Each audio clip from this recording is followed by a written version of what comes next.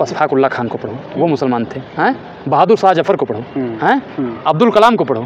पढ़िए भैया, काहे नहीं पढ़ते हो? उन्होंने कहा था कि गाजियों में बू रहेगी जब तक ईमान की, तख्त लंदन तक चलेगी तेग हिंदुस्तान की। बहादुर शाह जफर तो मुगल थे, मुगल आक्रांता है।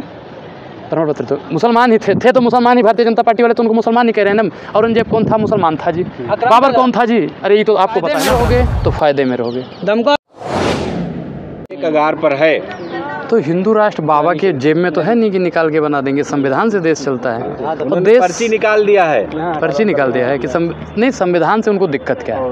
बाबा साहब को संविधान से दिक्कत क्या है? बोलिए सर, आप बताइए। संविधान से दिक्कत है किसी को? कह रहे ना हिंदू यहाँ पर हिंदुओं के चलेगा। अब हिंदू राष्ट्र बन जाना चाहिए। सब इतने अलग अलग राष्ट्र एक बन जाएगा तो क्या दिक्कत है? बताइए, नेपाल हिंदू राष्ट्र बना था, वहाँ की क्या दुर्दशा हुई? आप चाहते हैं कि भारत बर्बाद हो जाए? आप लोगों की अहम भूमिका होगी जो हिंदू राष्ट्र के समर्थन में है ना। अगर हिंदू राष्ट्र बनने के बाद भी हिंदू बर्बाद हो गया तो सबसे अहम भूमिका आप लोगों की रहेगी। राष्ट्र बनने के बाद हिंदू भारत आबाद होगा, तरक्की होगी। भारत की तरक्की रुकी हुई है क्या भैया? अगर हिंदू राष्ट्र से तरक्की होती है तो आप बनाइए। अरे हिंदू राष्ट्र बनने से अगर आदिवासी महिलाओं को उनका अधिकार मिल जाता है तो आप हिंदू राष्ट्र बनाइए। अगर हिंदू राष्ट्र बन जाने से आप लोगों के हाथ में माइक रुकता है तो आप हिंदू राष्ट्र बनाइए।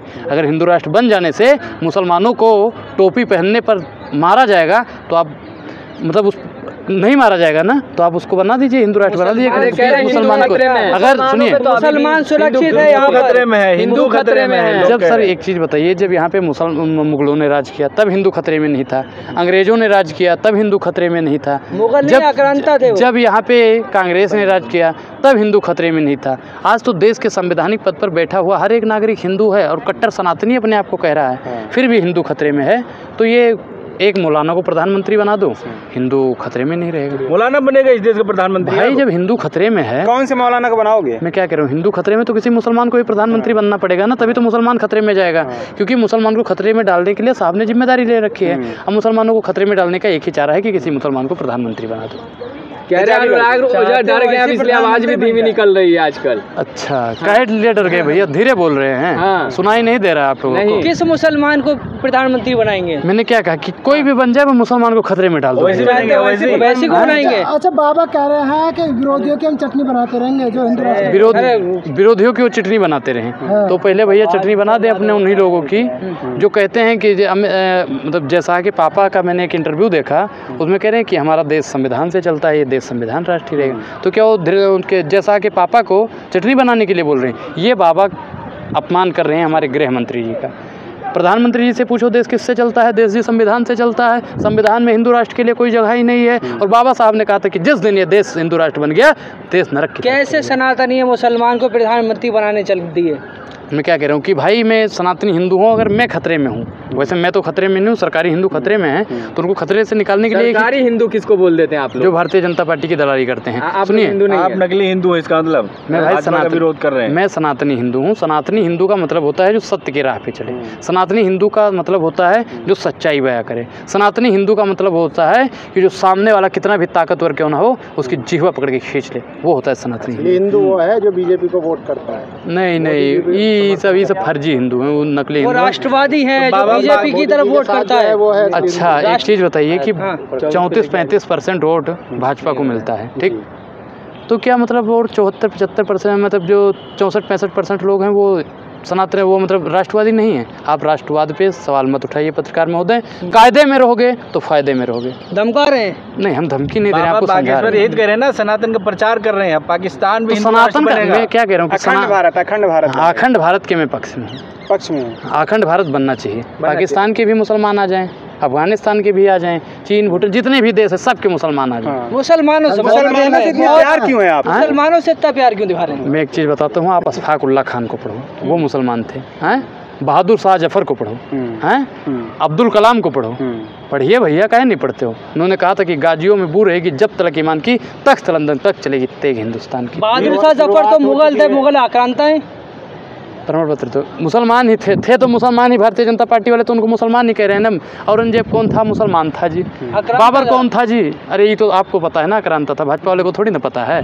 टैग कर दीजिएगा ताकि उनको भी पता चल जाए आक्रांता है। अखंड भारत की शुरुआत हो चुकी है। तो मैं क्या कह रहा हूँ, मैं उसके पक्ष में हूँ। अखंड भारत बनना चाहिए, अखंड भारत बनना चाहिए। बिल्कुल। मोदी जी अच्छा काम कर रहे हैं। नहीं, मैंने मोदी जी का नाम नहीं लिया। मैं तो पहले भी बोल चुका हूँ कि अखंड भारत बनना चाहिए। हो सकता है मोदी जी के कान में वो बात मेरी पहुँच गई हो, इसलिए वो अखंड भारत बनाने की सहमति लगता है अखंड भारत जो है तभी संभव होगा जब हिंदू राष्ट्र बनेगा। नहीं, ऐसी बात नहीं है। हिंदू राष्ट्र नहीं बनेगा ये देश कभी भी, और हिंदू राष्ट्र अगर बनेगा तो ये देश का मटिया मेट हो जाएगा। जो लोग बनाना चाहते हैं उनसे क्या कहना चाहेंगे? नहीं, वो लोग मतलब पगला गए हैं। जैसे होता नहीं, राशन में मोदी जी ने कुछ खिला दिया होगा। बाबा बागेश्वर पगला गए हैं आपके हिसाब से? मैंने उनको कुछ बोला ही नहीं। अरे तो इन पे नाम नहीं लिया। इन पे देशद्रोह का मुकदमा होना चाहिए कि नहीं होना चाहिए? किन पे? जो हिंदू की मांग कर रहे हैं। जो भी देश विरोधी गतिविधियां करता हो, कोई भी हो। अभी कोई आज एक मौलाना पाकिस्तान कहेगी कि मुस्लिम राष्ट्र बना दो, कोई सरदार भाई कहेगा कि इसे सिख राष्ट्र खालिस्तान बना दो। अब कोई अरब पिछड़े वर्ग का दलित है या फिर वो कहेंगे दूसरा राष्ट्र बना दो। तो ये मतलब देश को देश रहने दो, उसे बांटो मत।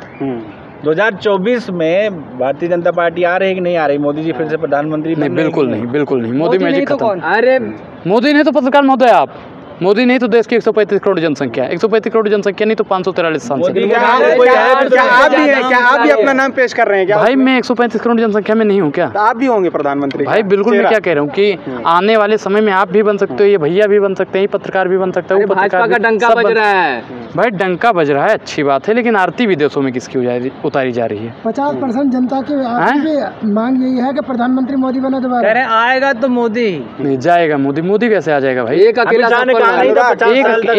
एक चीज बताइए, संविधान में मैंने कुछ बहुत तो नहीं पढ़ा है, लेकिन मैंने थोड़ा बहुत पढ़ा है भाई संविधान। उसमें मैंने जो भी पढ़ा है उसमें कहीं नहीं लिखा हुआ है कि 50 साल तक प्रधानमंत्री का पद होता है। पत्रकार महोदय आपने भी अगर पढ़ा होगा तो 5 साल का पद होता है जो बाबा साहब ने नियुक्त किया। कहाँ पे बन रही वही कॉलेज देखिए, व्हाट्सएप यूनिवर्सिटी। वडनगर में बन रहा है उनका। अच्छा, व्हाट्सएप यूनिवर्सिटी का नाम वडनगर कर दिया। बहुत दिमागदार है। यूनिवर्सिटी जो बन रही, जो जिसका सपना हुआ था 100 करोड़ पास भी हो गए थे सरकार की तरफ से। LBS वो क्या नाम है उसका, BSNL बेच के तुम जियो का ले धन पर का प्रचार कर रहे हो। कांग्रेस मुक्त हो रहा है कि नहीं? भारत भाजपा मुक्त भारत बन जाएगा। 400 से ज्यादा सीट आएगी उसकी, बोल रहे हैं वो। दिन में सपने देखना बंद कर दीजिए पत्रकार महोदय। 500 रुपए आपके खाते में तब भी आएंगे अगर नहीं देखोगे सपने। प्रधानमंत्री 18 घंटे मेहनत कर रहे हैं राहुल गांधी की। जरा देश के लिए कितने घंटे काम करते हैं? अगर थोड़ी चले जा रहे हैं। देश के लिए कितने घंटे काम करते हैं? देश के लिए 18 घंटे। अगर वो देश के लिए 8 घंटे भी काम करते हैं ना, 8 मिनट भी काम करते हैं तो 9 साल में देश बेमिसाल बन गया। मोदी जी का परिवार थोड़ी भ्रष्टाचार थोड़ी कर रहे हैं, भ्रष्टाचार थोड़ी। मोदी जी, मैं भी सहमत हूँ, मोदी जी भ्रष्टाचार जमीन पे नहीं, अब आसमान पे। 9 साल में जनता का हुआ है बेहाल, और 9 साल में आपको पता है किसका विकास हुआ है? अडानी जी का साथ है, जैसा का विकास है, और 135 करोड़ जनसंख्या का सत्यानाश। अच्छे दिन आ गए, अच्छे दिन तो हमारे बुरे दिन लौटा दो, हमें आपके अच्छे दिन नहीं चाहिए। हमें वही 400 वाला भैया सिलेंडर लौटा दो, हमें आपका 1200 वाला नहीं चाहिए। हमें हमारे पुराने दिन लौटा दो, वही भैया 50 रुपए लीटर वाला पेट्रोल डीजल ही लौटा दो, हमें नहीं चाहिए मोदी जी आपके अच्छे दिन। अनुराग ओझा 2024 में भाजपा को ला रहे हैं कि नहीं ला रही है? बिल्कुल नहीं, मैं भाजपा को वोट नहीं दूंगा। नहीं दोगे? बिल्कुल। इससे पहले दिए थे? इससे पहले दिया ही नहीं था भाई, वोट ही नहीं था। आपकी बार है, घर वाले दिए होंगे? नहीं, घर वाले भी भाजपा को वोट नहीं देंगे भैया। क्या आपको लगता है कि आपके कहने से लोग आपकी बात मान लेंगे? भाई मेरे लोग सुनते हैं, मानते भी हैं। तो फिर कहेंगे कि अनुराग ओझा हिंदू विरोधी हो गए। मैंने कुछ बोला? मैंने हिंदुओं के विरोध में कभी बोला? एक भी वीडियो दिखा दो जो हिंदुओं के विरोध में हो। तो फिर भाजपा तो विरोध कर रहे हैं ना? जेल क्यों हुए थे? जेल लश्कर भी तुम्हारा है, सरदार भी तुम्हारा है, तुम सच को झूठ लिख दो, अखबार भी तुम्हारा है, तो कुछ भी लिख सकते हो ना। मैं देश की क्रांति के लिए क्यों डरेंगे? डर गए हैं अब। मेरा शब्द सुमन अर्पित ना होगा दिल्ली के दरबारों में, मेरी जीवा चाहे खड़े खड़े कट जाए दिल्ली के बाजारों में, भैया जीवा काट लोगे ना। अनुराग डरने वाला नहीं। विरोध खत्म नहीं होगा। मोदी का विरोध नहीं, उनकी नीतियों का विरोध करता। पलटने का डर था आपको? गाड़ी पलटने का डर था? अब आप लोग फोन कर देते तो गाड़ी भी पलट जाती है। आप फोन करके बता दीजिए ना कि अगली बार ले जाए तो गाड़ी पलट दे। गाड़ी कैसे पलटेगी भैया? अब्दुल थोड़ी है। चलो अच्छा, अनुराग कैसे सरकार बन जाएगी? भागवत कह रहे हैं कि इस्लाम जो है मुसलमान ही हिंदुस्तान में सुरक्षित है सबसे ज्यादा। तो वो तो मैंने भी बोला है, इसीलिए तो मैं मुसलमानों का समर्थन करता हूँ। मैंने कभी नहीं कहा कि मुसलमान खतरे में है।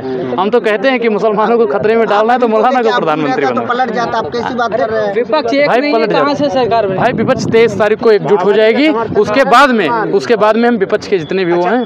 अनुराग, अभी RSS ने एक मंथन किया जिसमें उन्होंने कहा है कि मोदी का करिश्मा कास्टिज्म और हिंदुत्व जीत के लिए काफी नहीं है। बिल्कुल, मैंने बताया भी कि मोदी मैजिक अब खत्म हो रहा है, आरएसएस कह रही है। आरएसएस भी अब समझ गई है कि इनका मतलब अब मैजिक खत्म हो रहा है। अब हम कांग्रेस की तरफ या अन्य पार्टियों की तरफ अपना सिस्टम अन्य पार्टियों में, क्योंकि बजरंग दल के जो लोग हैं अब कांग्रेस की सदस्यता लेने लगे हैं। अच्छा, ठीक है, बहुत बहुत